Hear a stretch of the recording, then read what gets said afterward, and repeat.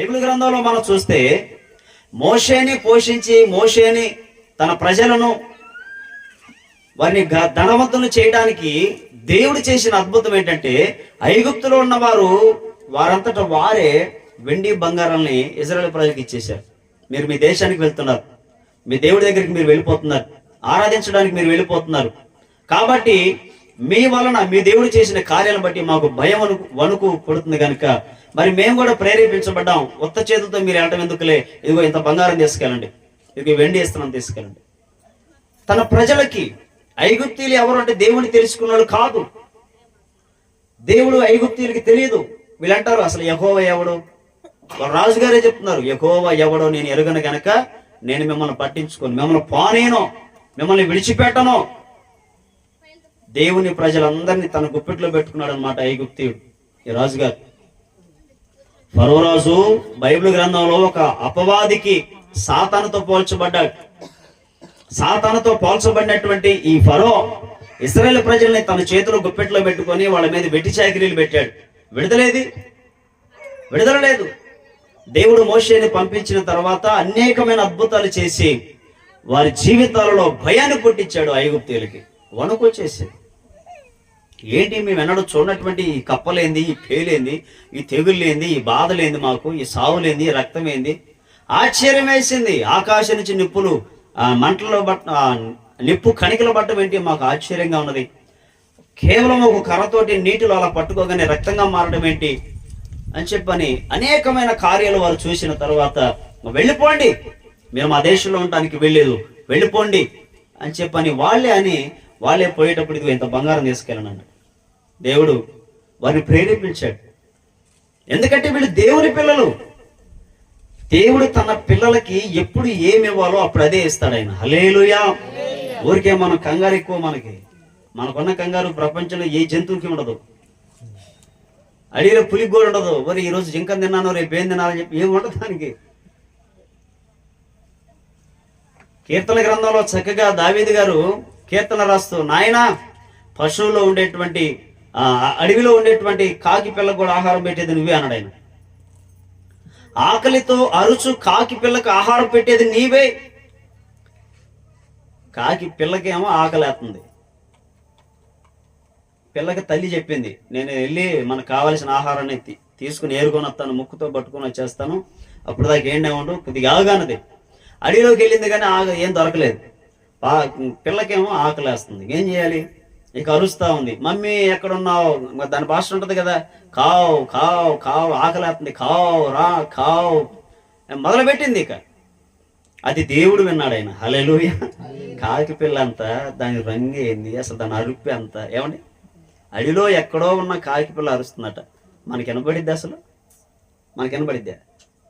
ఎంత పెద్ద పెద్ద బాక్సులు పెట్టుకుని ధన్ ధన్ ధన్ అంటేనే చెవులో జోరిగినట్టు ఉంటుంది ఒక్కొక్కరికి.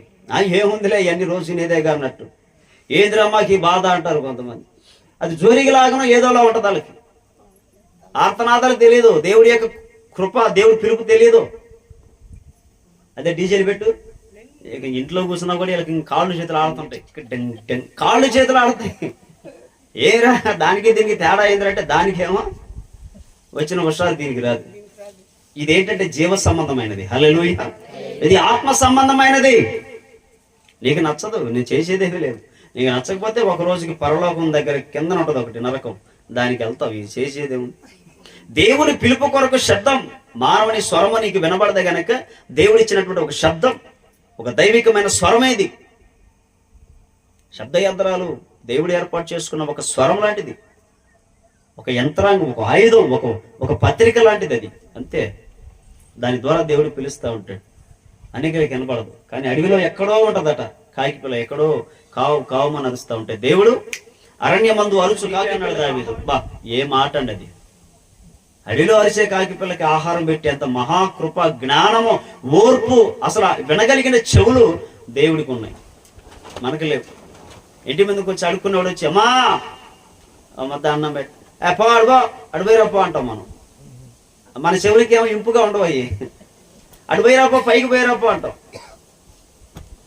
ఓ చీర జాకెట్ ఏది ఉంటే అమ్మ నీకు పుణ్యం అంటది. నీకు మనం ఎన్ని ఎదురుగా ఉన్నా కూడా ఇవ్వటానికి. కానీ దేవుడు ఒక కాకి పిల్లకే ఎంత చేశాడంటే మనకి ఇంకెంత చేయాలి? మత్తయి సువార్త 5లో ఏమన్నాడు ఆయన? పిచ్చుకల కంటే, పక్షుల కంటే, జంతువుల కంటే మీరు శ్రేష్ఠులు అన్నాడు ఆయన. శ్రేష్టమైన వాళ్ళు అంటే ఏంటి తెలుసా? విలువైన వారం. మనకున్న విలువ ప్రపంచంలో ఇంకెవరికి లేదు. నువ్వు ఒక్క వేలు ముద్ర వేసావంటే ఇంకా నీ ఏలు ముద్రలో ఉన్నటువంటి ఆ గీతలు ఇంకో మరొక వ్యక్తి కూడా లేవు. అంత శ్రేష్టమైనటువంటి వారంగా మనల్ని రూపించాడు దేవుడు. మామూలు రూపిక కాదు మనది, దేవుడు ప్రేమతో చేసుకున్నటువంటి రూపం. నువ్వు నేను ఒక బుక్ కొనాలంటే ఎట్లా కొంటాం? మంచిది కొంటాం, మనకు నచ్చాలి. అలాంటి బుక్ ఇంకొకరి దగ్గర ఉందనుకో, ఎట్లా ఉంటుంది? నీకు మనసులో ఉంటుంది మంచిది కొనాలా, దీన్ని చూసి ఆశ్చర్యపోవాలా, ఓ ఎక్కడ కొన్నావు అనాలా అన్నట్టుగా కూడా కొంటాం మనం. ఒక్కోసారి ఒక వస్తువు కొన్నప్పుడు ఎదుటివారు కూడా ఎక్కడ కొన్నావు దీన్ని, చాలా బాగుంది అనాలి.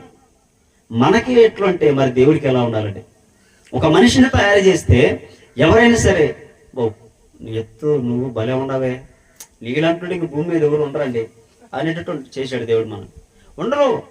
మన ప్రేమ మరొకరికి ఉండదు, మన త్యాగం మరొకరికి ఉండదు, మనలాంటి మనస్సు మరొకరికి ఉండదు, మనలాంటి త్యాగం, మన కోసం దేవుడు చేసినటువంటి త్యాగము ఈ భూమి మీదకి దేనికోసం చేయలేదు దేవుడు. జంతువుల కోసమో, పక్షుల కోసమో, చెట్ల కోసమో, దేనికోసం చేయలేదు. ఒక మానవుని కోసం దేవుడు త్యాగం చేశాడు. విషయం ఏంటి? మనల్ని దేవుడు అంతగా ప్రేమించాడు. మనము దేవునికి ఇష్టంగా ఉండాలి. అది దేవుడు చెప్పేది. దేవుడికి ఇష్టమైనటువంటి వ్యక్తికి దేవుడు జ్ఞానమును కూడా ఇస్తాడు, ఆనందమును కూడా ఇస్తాడు. ఎంత చక్కటి కృప చూడండి. అక్కడ తెలివిని కూడా ఇస్తాడు. ఈరోజు భూమి మీద జ్ఞానము లేక నశించిపోతున్నారట జనాంగం. జ్ఞానము లేనివాడు దేవుని మాటని తిరస్కరిస్తాడు. హోషేయలో అనుకుంటాను 2వ అధ్యాయంలో అక్కడ రాయబడి ఉంటుంది. ఏముందో తెలుసా? జ్ఞానము లేక నా జనులు నశించిపోతున్నారు అన్నాడు. అంటే నాశనానికి వెళుతున్నారు. ఎవరంటే వీళ్ళు జ్ఞానం లేనివారు. యెహోవా యందు భయభక్తులు కలిగి ఉంటారు, తెలివికి మూలమని సామెతల గ్రంథము 2-3 అధ్యాయాల్లో సెలవిస్తా ఉంది. నువ్వు తెలియగలవాడు అంటే దేవుడు అంటే భయం ఉంటుంది, భక్తి ఉంటుంది. ఓ చాలా తెలియగలండి ఇతను, ఎలా చెప్తున్నావు? దేవుడి విషయంలో భయభక్తులు కలిగి ఉంటాడు. సమాజంలో మాట్లాడే మాట మారుతుంది. సమాజంలో 10 మందితో మాట్లాడే మాట మారుతుంది. ప్రతి వ్యక్తికి విలువిస్తాడు. పిల్లల్ని పిల్లలుగానే పలుకుతాడు. కొంతమంది పెద్దోళ్ళు ఆడవాళ్ళని, చిన్న పిల్లల్ని ఏమే అంటారు. అట్లా అనకూడదు, తప్పు. ఆడపిల్లని ఒక బ్రాహ్మిన్స్ ఇంట్లో ఒకసారి ఆయన నాకు డబ్బులు ఇవ్వాల్సి ఉంటే వెళ్ళాను. ఆయన దగ్గర పనిచేసినప్పుడు ఫోన్ చేశాడు. ఫోన్ చేసి రాయాను అమౌంట్ తీసుకుని వెళ్దు కానీ అంటే వెళ్ళాను. వెళ్ళిన తర్వాత వాళ్ళ మనవరాల్ని ఏమే అన్నాడు. దాంతో నువ్వు అలాగనే మాట్లాడేది అని మరొక మనవరాలతో మాట్లాడుతున్నాడు. అంటే వాళ్ళు పెద్దవాళ్ళు, 60 ఏళ్ళు ఉంటాయి. మనవరాలు ఒక 10 సంవత్సరాల లోపు ఉంటుంది. పెద్ద మనసుతో వాళ్ళు ఒకవేళ పిలిచి ఉండొచ్చు. కానీ నేనేమంటానంటే దైవవాక్కు ఏం చెప్తుందంటే ఏమే అనే పదం పిలవకూడదు. అది విలువ లేని పదం. విలువ మానవునికి తీసుకుని రావడానికి కారణం ఏంటంటే దేవుడు అంటే భయము, భక్తి ఉండాలి. నీవు భయభక్తులు కలిగి ఉన్నావు అంటే ప్రతి మనిషిని విలువగా మాట్లాడతాం, మర్యాదకిచ్చి మాట్లాడతాం. పిల్లల్ని అరే ఒరే అనొచ్చు, తప్పులేదు. కానీ తొందరపడి ఎలా పడితే అలా మాట్లాడకూడదు. గలీజుగా భయంకరంగా బూతులు మాట్లాడటం తప్పది. చిన్నవాళ్ళని మనం అరే అనొచ్చు, ఏమ్మాయి అనొచ్చు, అట్లా పిలవచ్చు. కానీ ఏమీ అనకూడదు. కొన్ని మాటలు వస్తాయి. దేవుడు మనల్ని తన దగ్గరికి పిలుచుకోవడానికి కారణం ఏంటంటే తెలివి గలవారుగా నా పిల్లలు ఉండాలి అనేది దేవుని చిత్తం. జ్ఞానము కలిగి ఉండాలి నా పిల్లలు అనేది దేవుని చిత్తం. వీళ్ళు నిత్యము ఆనందంతో ఉండాలి అనేది దేవుని చిత్తం. ఎలా ఉండాలి ఆనందంగా? ఎలా ఉంటాం? ఏ కొరత లేకపోతే ఆనందంగా ఉంటాం. అవునా కదా? ఇంట్లో బియ్యం కొరత ఉన్నా, డబ్బులు కొరత ఉన్నా, ఏ కొరత ఉన్నా మనం ఆనందంగా ఉంటామా? ఉండాలి. కానీ జ్ఞానం కలిగిన వాడు ఏమి లేకపోయినా ఆనందంగా ఉంటాడు. సామెతల గ్రంథంలో దేవుడే సెలవిచ్చాడు, జ్ఞానము కలిగిన వాడు ఏమో తెలుసా, నాకు ముందు గతి రానే వచ్చును అని ఎరిగి మౌనంగా ఉంటాడట.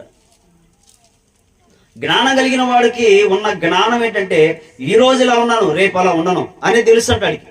ముందు గతి రానే వచ్చును, రేపు అనేది ఒక రోజు నా కోసం దాచబడి ఉన్నది, నేను రేపు భవిష్యత్తులో చక్కగా ఉంటానని జ్ఞానవంతుడికి తెలుసు. ఎంత చక్కగా రాయబడి ఉన్నది సామెతల గ్రంథం. అది చదువుతూ ఉంటే నా నా జీవితాన్ని నేను సామెతల గ్రంథము, ప్రసంగి గ్రంథం చదివి ఒక మలుపు తిప్పుకున్నానండి. దేవుని వాక్యము అద్భుతమైన రీతిలో మనల్ని పట్టుకుంది. ఎక్కడ ఎలా ఉండాలో సామెతల గ్రంథము, ఈ భూమి మీద మనం ఎలా బ్రతుకుతున్నాం, అసలు జీవిత సత్యం అంటే ఏంటనేది ప్రసంగి గ్రంథం సెలవిస్తూ ఉంటాం. చాలా చక్కని విలువైనటువంటి సంగతులు. ఒక గంట కూర్చున్నామంటే ఈజీగా అయిపోతుంది ఈ గ్రంథం. ప్రసంగి గ్రంథం ఒక గంట కంటే ఎక్కువ పట్టదు. 12 అధ్యాయాలు చాలా చిన్నవి, ఈజీగా చదివేయచ్చు. సాయంత్ర గ్రంథం చదవడం మొదలు పెడితే 3-4 రోజులు అయిపోతుంది. అది పెద్ద చిన్న చిన్న అధ్యాయాలు, చాలా ఈజీ అన్నమాట. చాలా విలువైనటువంటి సత్యాలు అందులో ఉన్నాయి. దేవునికి ఇష్టమైన వానికి ఇవ్వడానికి దేవుడు పనిచేసి కష్టపడి పోగు చేసి దేవునికి ఇష్టమైన మనకి ఇవ్వడానికి ఒక వ్యక్తిని పెట్టాడు, పాపాను. భూమి మీద ఎవరున్నారు ఏం పరిశుద్ధుడు? హల్లెలూయా, హల్లెలూయా. ఎవరు లేరు. కానీ ఒక ప్రత్యేకమైన వాడు, దేవునికి ఇష్టమైన మనసు కలిగిన వాడు భూమి మీద చాలా మంది ఉన్నారు. లేరని కాదు, చాలా మంది ఉన్నారు. అందుకే దేవుడు ఎవరెవరు కష్టపడి సంపాదించినా చాలా మందికి ఇస్తున్నాడు. ఇప్పుడు అనాథ శరణాలయాలు ఉన్నాయి, ఏమండి, వృద్ధాశ్రమాలు ఉన్నాయి, అనాథ ఆశ్రమాలు ఉన్నాయి. వీటన్నిటికి ఎవరు ఇస్తున్నారు? ధారాళంగా గుప్పెలు ఇస్తున్నారు. వాళ్ళు చాలా మంచి పని చేస్తారు, దేవుడికి చాలా ఇష్టం. కాబట్టి ఎవరెవరు ధారాళంగా వాళ్ళకి వస్త్రాలు ఇవ్వటము, రైస్ బ్యాగ్ ఇవ్వటము, వాళ్ళకి సంబంధించిన నూనె, పప్పు ఇవ్వటము, ఇది దేవుడిచ్చేటువంటి పని. ఆ పనిలో వారికి ఆనందం ఉన్నది. ఆ పనిని చేయడానికి వారికి జ్ఞానం ఇచ్చాడు. ఆ పనిని వారు చాకచక్యంగా చేసుకోవడానికి దేవుడు వారికి తెలివినిచ్చాడు. చాలా మంచి పని, దేవునికి ఇష్టమైన పని. ఇట్లా చెప్పుకుంటూ పోతే చాలా విలువైన సంగతులు ఉన్నాయి. అందుకే దేవుడు అక్కడ రాయబడిన మాట 26వ వచనం, ఏలయనగా దైవ దృష్టికి మంచివాడుగా ఉండువానికి దేవుడు జ్ఞానమును, తెలివిని, ఆనందమును అనుగ్రహించును. అయితే దైవ దృష్టికి ఇష్టడగు వానికి ఇచ్చుటకై ప్రయాసపడి పోగు చేయు పనిని ఆయన పాపాత్మనికి నిర్ణయించు. చాలా విలువైనటువంటి ఒక ఆత్మ సంబంధమైన సంగతి. నువ్వు దేవునికి ఇష్టంగా ఉండు చాలు. నువ్వు ఇష్టంగా ఉండు, నువ్వు చేయగలిగినంత పని చేయి. ఒళ్ళెరగ తీసుకుని నాయన భూమి మీద ఆ భారం అంతా నీ మీద వేసుకుని ఏడపడతావు. ప్రభువేనాడు మత్తయి సువార్త 11:28 చూడండి. 11వ అధ్యాయము మత్తయి సువార్త 28వ వచనాన్ని మనం గమనిస్తే,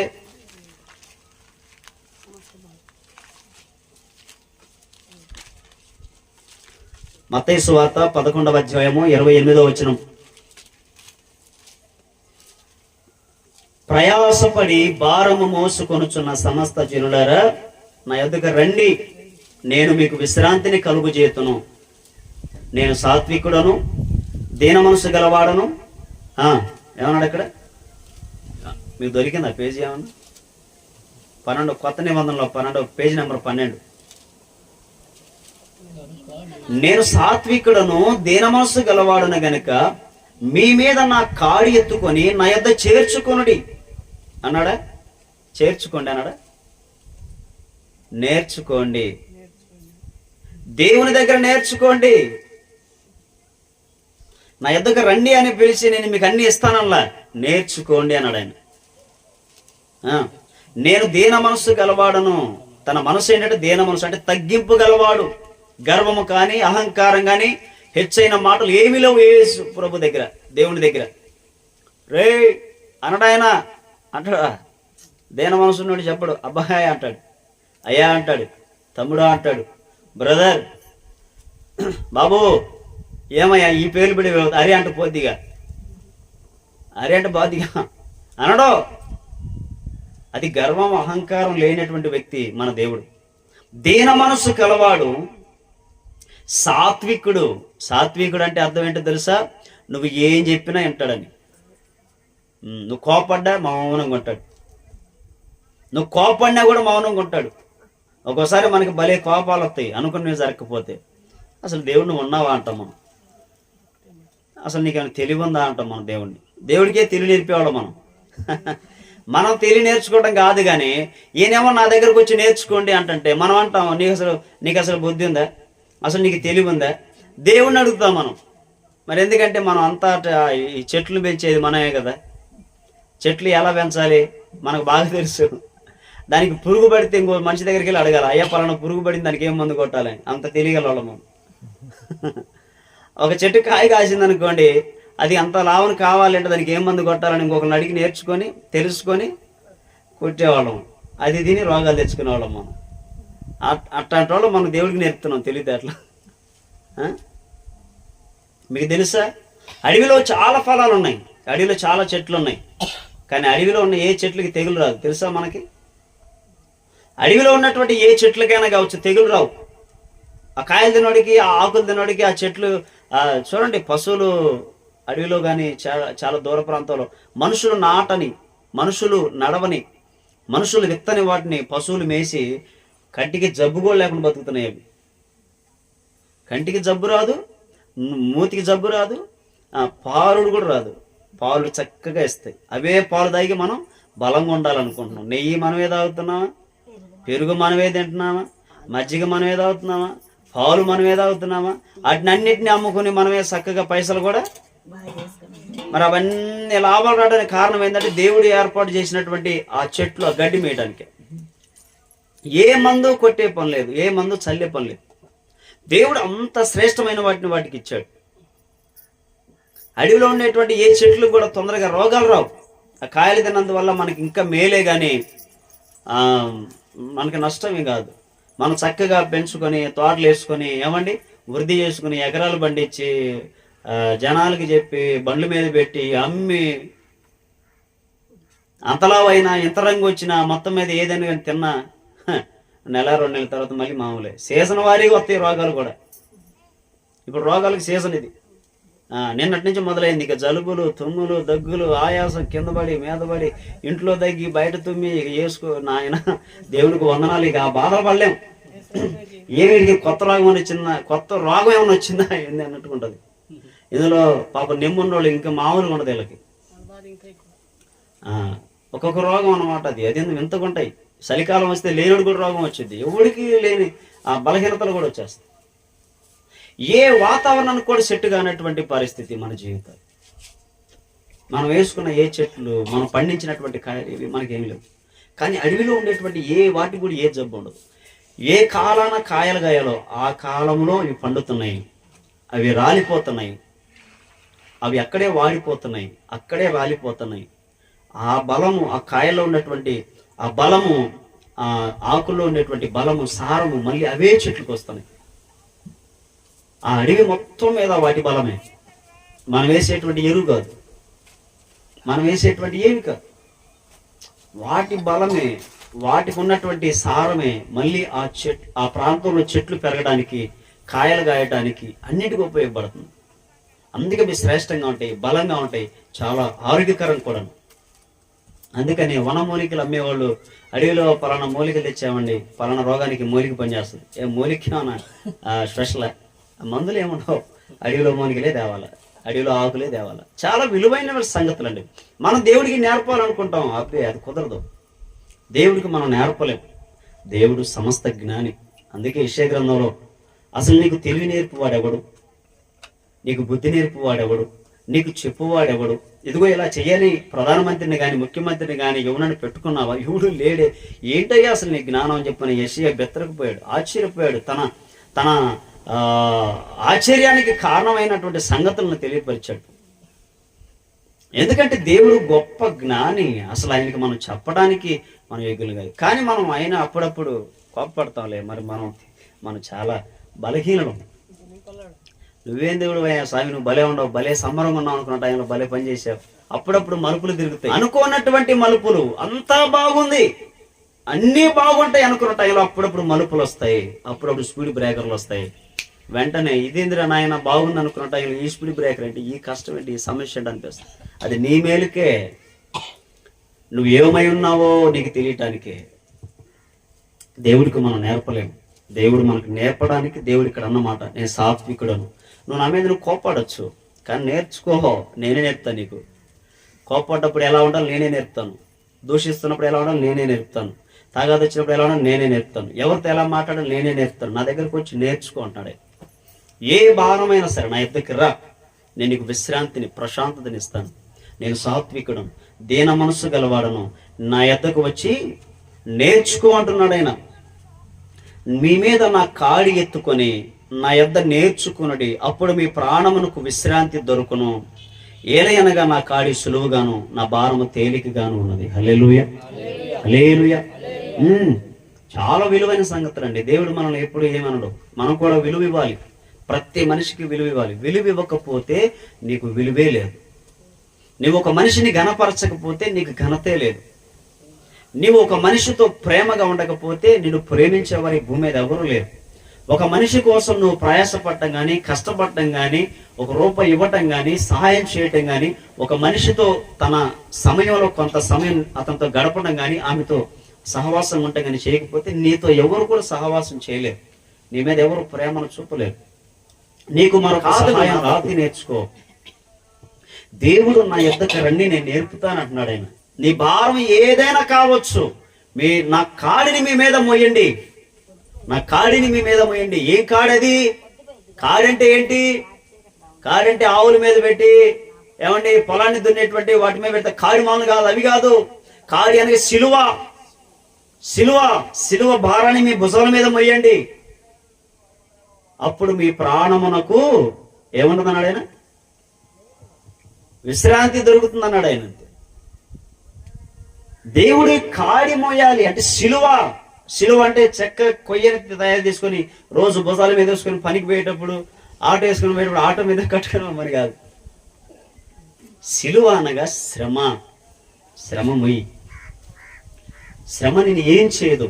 ప్రభు అన్నాడు, నా కాడి సులువు, నా కాడి బరువైంది కాదు, భారమైంది కాదు, తేలిక అన్నాడు ఆయన. ఇష్టంతో చెయ్యి. కష్టం వచ్చిందా? ప్రభువానికి స్తోత్రాలు. పోతానే పోయి ఆడిపోతావు. నా జీవితంలో ఈ 12 సంవత్సరాల్లో నేను ఏ రోజు కరువులో ఉన్నానా అని చెప్పి ఆలోచించాను. ఏ రోజు కరువు లేదు. ఏ రోజు కరువు లేదు. ఏ రోజు నేను తిప్పలు పడ్డానా అని ఆలోచించాను. బహు భయంకరమైన పరిస్థితులు ఏ రోజు వచ్చినాయి, ఎలా వచ్చినాయి, అసలు ఏమేం జరిగింది చెప్పని గత కాలం అంతా ఆలోచించి రోజు కూర్చున్నాను. ఏమీ లేదు, అంతా నార్మలే. చిన్నపిల్లలకి చాక్లెట్లు అడిగినప్పుడు మనం వద్దురా అని చెప్పి అంటాం చూసారా? ఆ కాసేపే పావు గంట అరగంట నాన్న ఇవ్వడు. తర్వాత చాక్లెట్ వద్దు పాడొద్దులే కానీ ఇదిగో ఈ లడ్డు కొనుక్కో, ఈ మైసూరు పాకు తిను, ఈ కురుకురే ప్యాకెట్ తిను, లేకపోతే ఇదిగో ఈ తిను, శ్రేష్టమైన వాటిని కొనుక్కొని ఇస్తాడు తండ్రి. అలా జరిగిందే తప్ప మనం కోరుకున్నది ఏది కూడా దేవుడు మనకు దూరం చేయలే. నా జీవితంలో నేను కోరుకున్నది నాకు అల్పమైంది, స్వల్పమైంది, నా జీవితాన్ని ఇబ్బంది పెట్టేవి. కానీ దేవుడు కొద్దిగా కాలము, అది 1 రోజు, 10 రోజులు, నెల రోజులు, ఇంకా నాకు ఏమి పెద్ద టైం పెట్టలే. దేవుడు శ్రేష్టమైన వాటిని నాకు ఇచ్చి ఈ రోజు ఇట్లా నిలబెట్టాడు. ఇంకనూ ఉన్నత స్థానంలో నిలబెడతానని వాగ్దానం చేశాడు. ఎత్తైన కొండల మీద, శిఖరాల మీద, పర్వతం మీద యాకోబు స్వాస్థ్యాన్ని నీకు ఇచ్చి ఉన్నతమైన స్థలముల మీద నేను ఎక్కించేదను అని చెప్పిన దేవుడు వాగ్దానం చేశాడు. ఆశ్చర్యపోయాను నేను. ఆశ్చర్యం వేసింది నాకు. ప్రభువా, ఏ పాటు అండి నువ్వు నా కాడిని మోయటానికి శ్రమలు వచ్చినప్పుడు ఇష్టపడ్డావు. అవేం చేస్తే నా ప్రభు నాకు ఉండగని చెప్పని ముందుకు వెళ్ళావు. ఎవరు ఎన్ని అడుగుతూ ఉన్నా వాటిని పట్టించుకోకుండా ఆ క్షణంలో ఆలోచించి కాదు కరెక్టే కాదు, నా దేవుడు ఏదైనా చేయగలడని నమ్మి ముందుకు వెళ్ళావు. ఆ నమ్మకాన్ని బట్టి నేను ఉన్నత స్థలముల మీద ఎక్కించదని యెషయా గ్రంథము 50వ అధ్యాయము చివరి 13-14 వచనాల దేవుడు నాతో మాట్లాడు. నేను ఆశ్చర్యపోయాను. నా కోసం సమస్తాన్ని వదిలేసావు. ఎవడు ఎన్నైనా పట్టించుకోలేదు. అయిన వారిని వదిలేసావు, స్నేహితులను వదిలేసావు, బంధువును వదిలేసావు. నా పని కోసం ప్రయాసపడ్డావు. నేను ఉన్నతమైన స్థలముల మీద ఎక్కించా. ఎందుకు ప్రభువా ఇంత ప్రేమ? నన్ను నమ్మావు. నా విశ్రాంతి దినము అనగా ఈ దినము నువ్వు ఎలా ఎంచావో తెలుసా? మనోహరమైనదిగా ఎంచావు, ఘనమైనదిగా ఎంచావు, ఇది చాలా విలువైనదిగా ఎంచావు. అందుకని ఆ రోజు నువ్వు ఏ వ్యాపారము చేయలేదు. లోకపు వార్తలు అనగా, వార్తలు అంటే ముచ్చట్లు, కాలయాపనలు, పిచ్చాపాటి మాటలు, ఆళ్ళు ఈళ్ళు, బంధువులు గిందువులు ఏలేవు. ఘనంగా ఇచ్చావు గనక నేను నిన్ను ఉన్నతమైన స్థలముల మీద ఎక్కించదను. యాకోబు యొక్క స్వాస్థ్యమును నీకు సొత్తుగా. ఏం భాగ్యం అండి ఇది. హల్లెలూయా. ఎక్కడికి వెళితే అక్కడ దేవుని ఆశీర్వాదకరమైనటువంటి కార్యం దేవుడు చేసి కొద్దిగా టైం ఓర్చుకోవడానికి కోరుకునిచ్చాడు. ఆయన సాత్వికుడు. నువ్వు తిట్టినా ఏమనడు. నేర్చుకుంటున్నావా? నువ్వు నేర్చుకునే వ్యక్తివి అయితే ఆయన ఏమనడు. లోకంలో చాలా మంది దేవుడు తిడతారు. దేవుడు ఉన్నాడా? ఉంటే మాకు ఇట్లా జరిగిద్దా? ఎందుకు ఇలా? చాలా మంది అంటారు. దేవుడు లేని వాళ్ళు నమ్మని వాళ్ళకి తెలియదు. జీవం కలిగిన దేవుడు నా కోసం ప్రాణం పెట్టాడు, భూమి మీదకు వచ్చాడు, శిలువలో మరణించాడు, తిరిగి లేచాడు, వాస్తవము అని ఎరిగిన వ్యక్తి కూడా ఉన్నావా అని అడిగితే ఆయన కాస్త బాధ అనిపిస్తుంది. అంతే, నేనేం చేయడు, బాధపడతాడు. మళ్ళీ నువ్వు తిరిగి రావాలి, మళ్ళీ నువ్వు ఆయన పాదాలు పట్టుకోవాలి, మళ్ళీ నువ్వు ఆయన బిడ్డగా మారాలి, మళ్ళీ నువ్వు ఆయన్ని ఘనపరచాలి, మళ్ళీ నువ్వు ఆయన మహిమపరచాలి, మళ్ళీ నీవే నా తండ్రివి, నా దేవుడు, నాకెవరు లేరు ప్రభు అని చెప్పి నీవే అనాలి అనేటట్టుగా కూడా ఆయన మౌనంగా ఉంటాడు. అంతే, ఆయన మౌనము మనల్ని సంపాదించి ఆయనకి దగ్గరగా చేస్తుంది. హల్లెలూయా. కోపడే దేవుడు అయితే ఇక మామూలుగా ఉండదు. యేసు రక్తం నుంచి ఇక ఊగుతాను, కోడి పోయి రోజు అనదను, చెప్పిన మాట మీరు ఎంటలేదు అను. ఇక నువ్వు వస్తావు నువ్వు ఏమొస్తావు? నాయన ఇది మామూలుగా లేదురా బాబు, ఇది రాకుండా మంచిది. రావు, మా సొంత తెలిసిన బంధువు అన్నాడు, కోడిని కోస్తాను, పోతును కోస్తాను అన్నాడు. ఎందుకు? 5 ఎకరాలు మిరప తోట వేసాను, మిరప తోట సూపర్గా బండాలి, అనుకున్న దానికంటే సూపర్గా బండాలి, నీకు పోతును కోస్తాను అన్నాడు. అది సూపర్ లేదు, గేపర్ లేదు, సగమే పండింది. తర్వాత ఇంకొకసారి వేసాడు. ఆయన అనుకున్నాడు, నేను అనుకున్నంత రాలేదు, నేను పోతును కానీ వేయలేదు, నాకు అవసరం లేదు. ఈయన మొదలు పెట్టాడు, నేను అసలు నీ కాడికి రాను, నీకు పోతును కానీ ఏమీ లేదు, నువ్వు అసలు నా బండి లేదు, నువ్వు అసలు కాదని చెప్పి పోయాడు. ఆయన పని ఆయన చేసుకున్నాడు. 5 ఎకరాలు మళ్ళీ వేసుకున్నాడు, మళ్ళీ అసలు మొత్తానికి పోయింది. ఈయనకు మొత్తానికి పోయిన తర్వాత ఈయనకు ఆలోచన వచ్చింది, నేను పోతును పోయలేదు కాబట్టి ఏమన్నా జరిగిందంటవా? ఆయన నాకు చెప్పాడు సాక్ష్యం. మా చర్చి, మన మందిరం, చలవల మందిరం దగ్గరకు వచ్చి చెప్పాడు ఆయన గొర్రెలు చాలా ఉన్నాయి. ఏందన్నా ఇలా కూడా నేను అదే ఆలోచించాను రా ఒకరోజు. భయం వేసింది. మరేం చేసి పోతులు కోసి అంత డబ్బులు నా దగ్గర లేవు కాబట్టి 25 కేజీల బియ్యం కట్టించి వచ్చానులే అంట. మరి తగ్గిందంటే అప్పటి నుంచి ఇంకేం లేదురా, అప్పటి నుంచి లేదు, నేను బాగాలేదు, నేను ఇవ్వలేదు, అప్పటి నుంచి నాకేం లేదు, అన్ని బాగానే ఉన్నాయి అంట. చీ, దరిద్రం పోడుగాను. దేవుడి గురించి ఏం తెలుసు నీకు? దేవుడి గురించి ఏం తెలుసు? వాళ్ళకి ఏం అర్థం సావట్లా. నువ్వు యేసు ప్రభు దగ్గరకు వచ్చినాక నిన్ను ఏం చేయడు, నువ్వు ఏం చేయడు. ఎందుకంటే నేను ప్రేమించి నిన్ను దగ్గర చేర్చుకోవాలి. అది ఆయన కావాల్సింది. నువ్వేదో 1 కేజీ బియ్యం ఎత్తావని, ఒక పోతును కొత్తావని, ఒక కోళ్ళు కొత్తావని, ఏదో ఎత్తావని, ఇవన్నీ కోరడైనా. నీవు దేవుడి దగ్గరికి రావాలి, నువ్వు రక్షణ పొందాలి, అది ఆయన చిత్తం. కాబట్టి ఆయన సాత్వికుడు. నువ్వు ఏం చెప్పినా ఏమన్నాడు? ప్రస్తుతానికి నీ మరణం దాకా, మరణం తర్వాత ఏదేని చేస్తాడు ఆయన. హల్లెలూయా. మరణము వచ్చేంత వరకు ఏమి అనడో, నీకు నేర్పిస్తాడు. నీకు అంతే, నిన్ను సాధించుకుంటాడు, నిన్ను కాపాడుకుంటాడు, నిన్ను రక్షించుకుంటాడు, నీకు మేలు చేస్తాడు. నీవు తప్ప నాకు ఇంకెవరు లేదు అని నీవే కన్నీరు కార్చి హత్తుకునేంత భాగ్యాన్ని నీకు కలుగు చేస్తాడు. నువ్వు విడిచిపెట్టలేవు.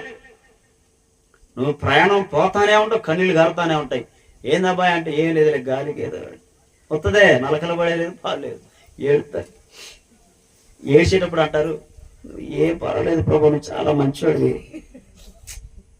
నేనే మంచివాడు కాదు, ఏం కాదులే, ఏడితే ఏడిచాను, చేసేది, నేను విడిచిపెట్టను, నువ్వు లేకపోతే నేను బతకలేనయ్యా. అయితే మళ్ళీ ఏమా ఇది 5 నిమిషాల్లోనే పశ్చాత్తాపం వచ్చింది చూసావా? ననికి గుండెల్లోంచి వస్తాను నీళ్ళు చూసావా? అప్పుడు ఇచ్చే మాట కోసం చూస్తాడు దేవుడు. ఆయన ఎస్, నీవు లేకపోతే నేను బ్రతకలేను ప్రభా అంటావు చూడు. అయితే మళ్ళీ ప్రభా అంటే అన్నారులే, కొన్నారులే.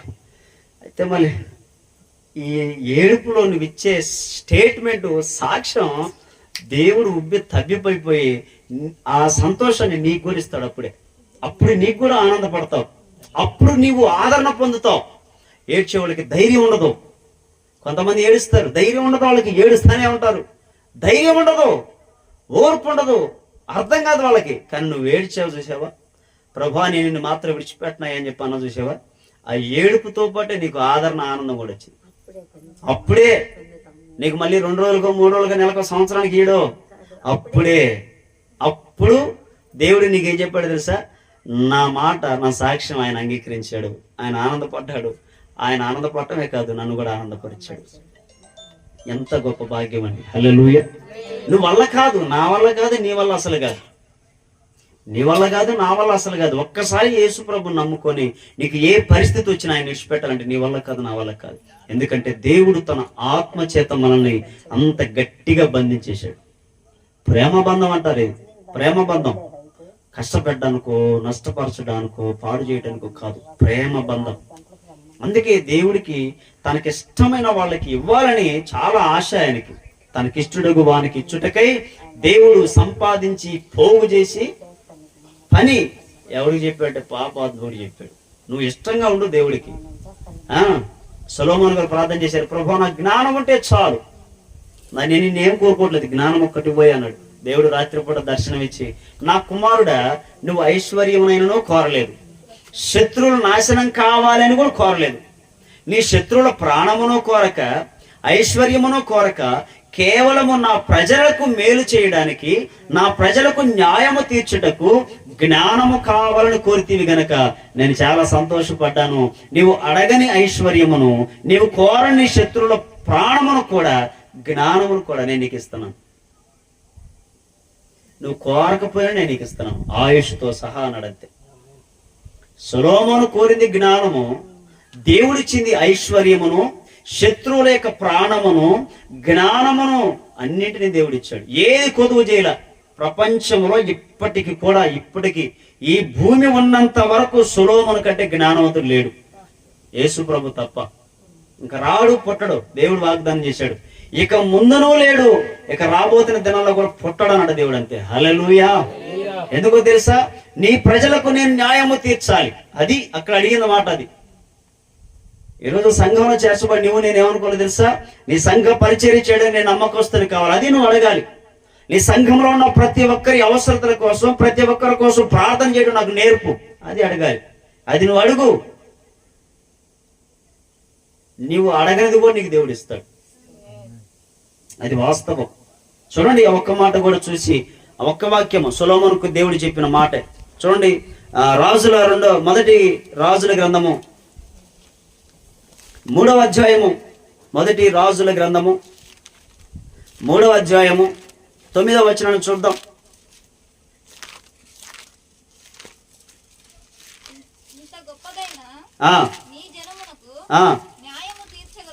ఇంత గొప్పదైన నీ జనమునకు న్యాయము తీర్చగలవాడు ఎవడు? కాబట్టి నేను మంచి చెడ్డలు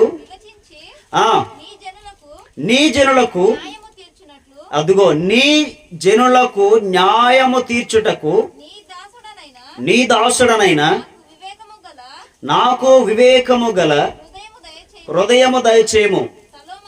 సొలొమోను చేసిన ఈ మనవి ప్రభువునకు అనుకూలమాయను గనుక దేవుడు అతనికి ఈలాగు సెలవిచ్చును, అదుగో దీర్ఘాయువునైనను ఐశ్వర్యమునైనను నీ శత్రువుల ప్రాణమునైనను అడగక న్యాయములను గ్రహించుటకు వివేకము అనుగ్రహించమని నీవు అడిగితివి. నీవు ఈలాగున అడిగినందున నీ మనవి ఆలకించుచున్నాను. బుద్ధి వివేకములు గల హృదయము నీకు ఇచ్చుచున్నాను. పూర్వీకులలో నీ వంటి వాడు ఒకడును లేడు, ఇక మీదట నీ వంటి వాడు ఒకడును అన్నాడు దేవుడు. తర్వాత వచనం, మరియు నీవు ఐశ్వర్యమును ఘనతను ఇమ్మని అడగకపోయినను వాటిని కూడా నీకు ఇచ్చుచున్నాను. హల్లెలూయా, హల్లెలూయా. నీవు అడగనిది కూడా నీకు దేవుడు ఇవ్వాలి అంటే ఏమి ఇవ్వాలి? నువ్వేం అడగాలి? దేవుడికి ఇష్టమైంది అడగాలి. నీ ప్రజలకు న్యాయం చేయాలి ప్రభువా, నీ ప్రజలకు ఒక ముద్ద అన్నం పెట్టాలి. నీ సంఘము, ప్రజలంటే సంఘము. ఆ రోజు దేవుడు ఏర్పాటు చేస్తున్న కొన్ని లక్షల మంది ప్రజలకి ఇతడు రాజు. వాళ్ళందరికీ న్యాయం చేయాలి.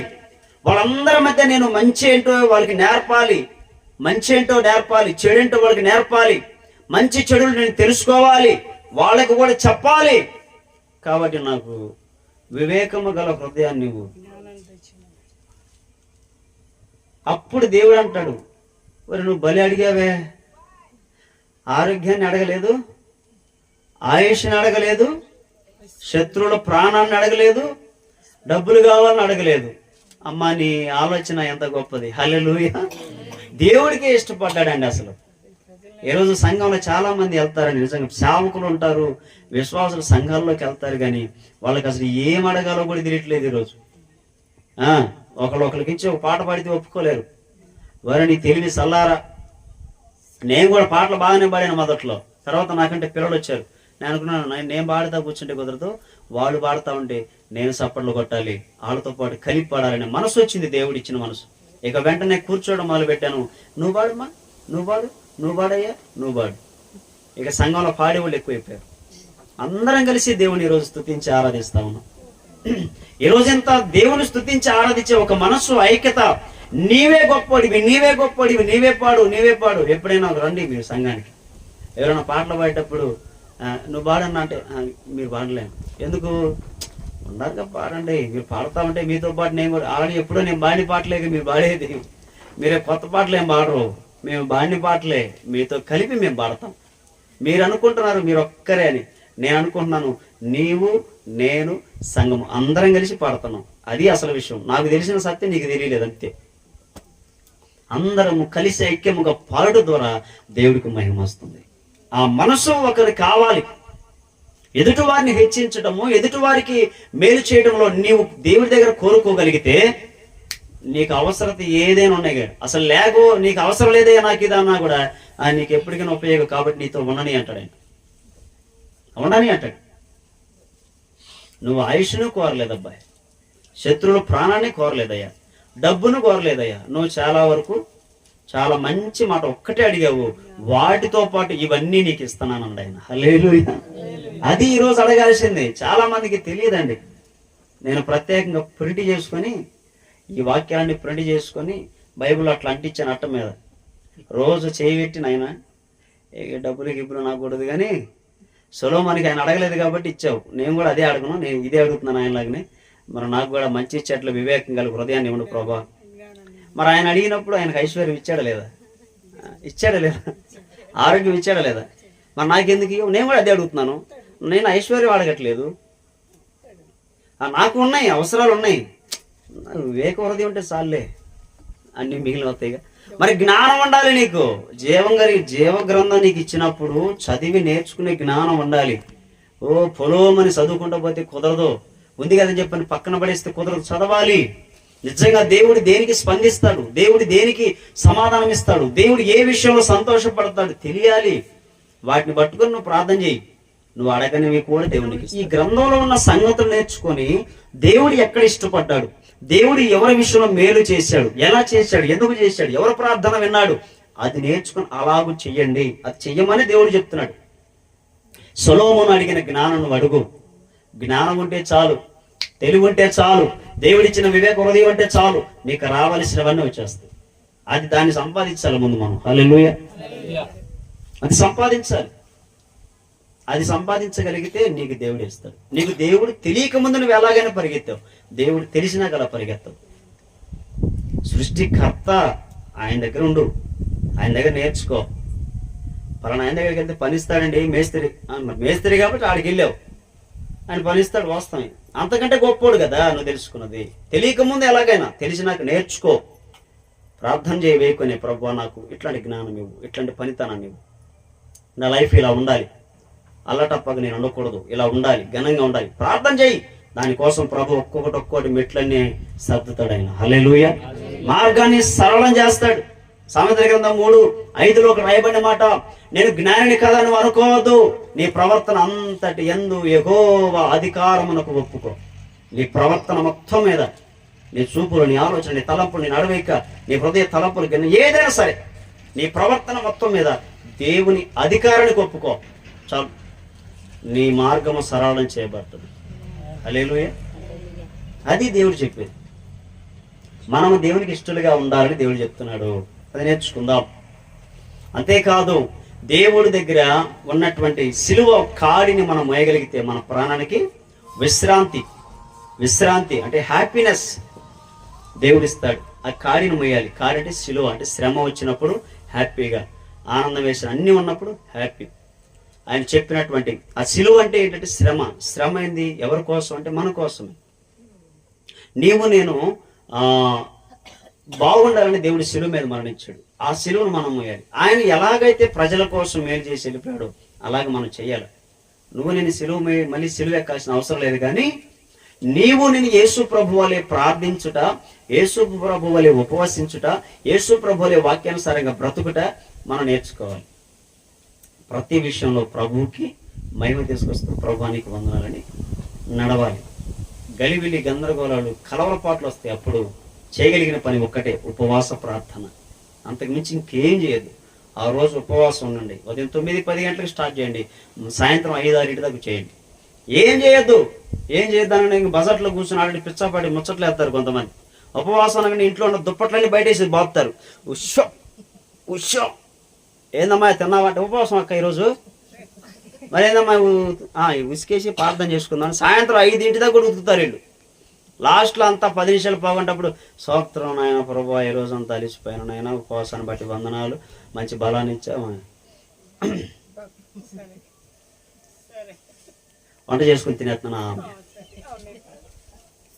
ఇది ఉపవాసం. ఆ రోజు కూర్చొని దేవుని దగ్గర, ప్రభా నా సమస్య ఇదయ్యా, మరి దీనికోసం నేను కలవరపడుతున్నాను, నేను బాధపడుతున్నాను, నా పరిస్థితి బాగాలేదు, నేను మేలుగా బ్రతకాల నాకుంది, నాకంటే ఇంకా నీకే ఉంది కానీ నాకు అర్థం కావట్లేదు, నేను మనిషిని, నేను మట్టి పొర్రేది, నాకు అర్థం కావట్లేదు, నువ్వు నాకు ఎన్నో నేర్పుండొచ్చు చెప్పుండొచ్చు కానీ నాకు తెలియట్లేదు ప్రభా, నాకు సహాయం చేయండి. నా బ్రతుకు విషయంలో నాకు తెలియదు, నా కుటుంబ విషయంలో నాకు తెలియదు, నా వ్యాపార విషయంలో నాకు తెలియట్లేదు ప్రభా, నాకు మేలు చేయి. ఉపవాసం ఉండి ఆ రోజు ప్రార్థన చేయి. నువ్వు కార్చే 2 కన్నీటి బొట్లే నీ బంగారు బాట, నీ భవిష్యత్తుని బంగారు బాటగా మారుస్తుంది. హల్లెలూయా. అది వాస్తవం. చాలా మంది ప్రభువుని నమ్ముకొని ప్రార్థన చేయరు. చాలా వరకు వాళ్ళు పడే కష్టాలు మామూలు కష్టాలు కాదండి.